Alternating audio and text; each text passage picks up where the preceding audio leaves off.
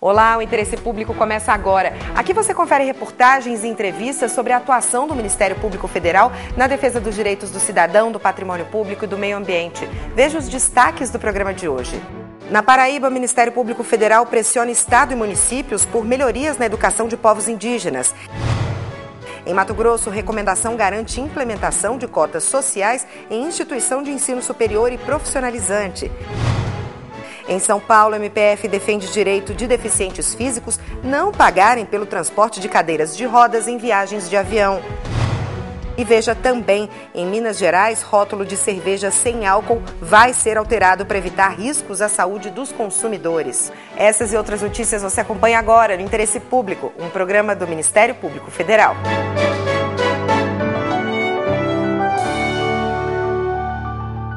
Viajar de avião é considerada a forma mais rápida, prática e segura de transporte no mundo de hoje. As principais metrópoles têm aeroportos, com linhas aéreas para quase todos os cantos do planeta. E nos últimos anos, voar no Brasil se tornou uma opção popular com a oferta de voos econômicos. Mas mesmo com todas essas vantagens, viajar de avião pode ser sinônimo de maratona para quem é deficiente físico. Saiba por quê na reportagem. A viagem a trabalho ou o passeio tão sonhado podem virar um pesadelo já no aeroporto para os deficientes físicos. Quem depende da cadeira de rodas sabe como é complicado viajar de avião.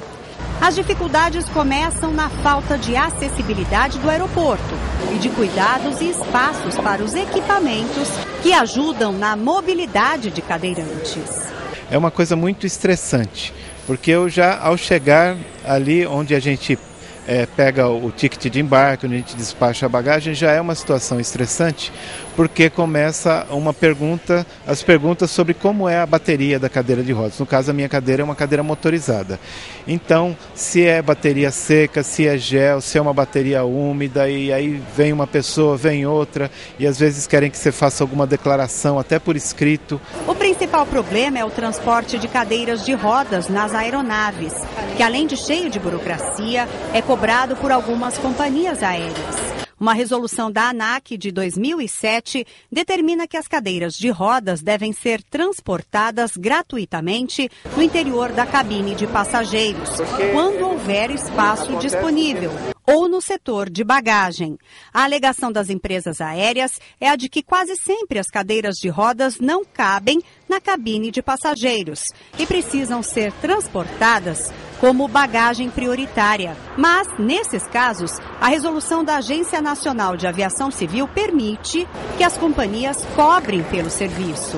É indevido a cobrança dela, porque a pessoa que usa este tipo de locomoção, ele não está usando porque ele quer. Não deveria nem cobrar de jeito nenhum. Para mudar essa realidade, o Ministério Público Federal entrou com uma ação civil pública com base em denúncia da mãe de um deficiente físico que revelou ter que pagar até R$130 pelo transporte da cadeira de rodas do filho em viagens de avião. Na ação, o Ministério Público Federal pede que a ANAC seja obrigada a mudar sua regulamentação para garantir o transporte gratuito e incondicional de cadeira de rodas, independente do peso e local. O MPF solicita também que a agência puna e fiscalize as companhias aéreas que continuarem cobrando pelo transporte. A ação foi proposta e aí foi dado um prazo de 72 horas para que a ANAC se manifeste. Esse prazo ele começa a correr a partir do momento que a ANAC é intimada pessoalmente e a partir daí, existindo a manifestação da ANAC, abre-se o prazo então para a decisão de intutela antecipada, porque nós esperamos que o juiz então conceda uma liminar obrigando a ANAC a exigir das empresas aéreas o transporte gratuito de cadeira de rodas. O cadeirante Antônio Carlos Munhoz, da Pastoral das Pessoas com Deficiência da Arquidiocese de São Paulo, apoia o pedido do Ministério Público Federal. Seria bastante interessante que fosse uma legislação mais abrangente, que colocasse todas as questões pertinentes ao transporte de cadeira de rodas, né? Os cuidados, ao transporte, aliás, não só da cadeira de rodas, mas do usuário da cadeira de rodas, né? Toda a atenção, o tratamento, tudo que envolve esse cidadão usuário de cadeira de rodas, enquanto cidadão e enquanto o objeto cadeira de rodas. Cabe à Justiça Federal, caso aceite os argumentos do MPF, fixar prazo para a ANAC revisar a resolução atualmente em vigor. A ação pede também que seja aplicada a multa diária não inferior a R$1.000, caso a agência descumpra a decisão judicial. Consultadas pelo MPF, a TAM Linhas Aéreas informou que não cobra pelo transporte de cadeiras de rodas até o limite de 15 quilos. Esse peso, no entanto, só é encontrado em alguns modelos mais simples do equipamento. Já a Gol afirmou que não oferece isenção no transporte das cadeiras de rodas. As cotas sociais foram criadas recentemente no Brasil para garantir igualdade de oportunidades aos estudantes da rede pública com relação aos das escolas particulares. A proposta é polêmica e divide opiniões. Em Mato Grosso, a política de reserva de vagas para esses alunos só passou a ser respeitada numa instituição de ensino superior e profissionalizante depois de pedido do Ministério Público Federal. Este ano, o Brasil adotou uma nova política de cotas para ingresso nas universidades e escolas técnicas federais. A lei, sancionada pela Presidência da República, assegura 25% das vagas por curso a estudantes que tenham feito ensino médio em escolas da rede pública e 25% a serem distribuídas por critério racial. O sistema de reserva de vagas para negros e pobres é um tema polêmico. Para uns, a medida é justa, mas não vai melhorar a qualidade do ensino no Brasil.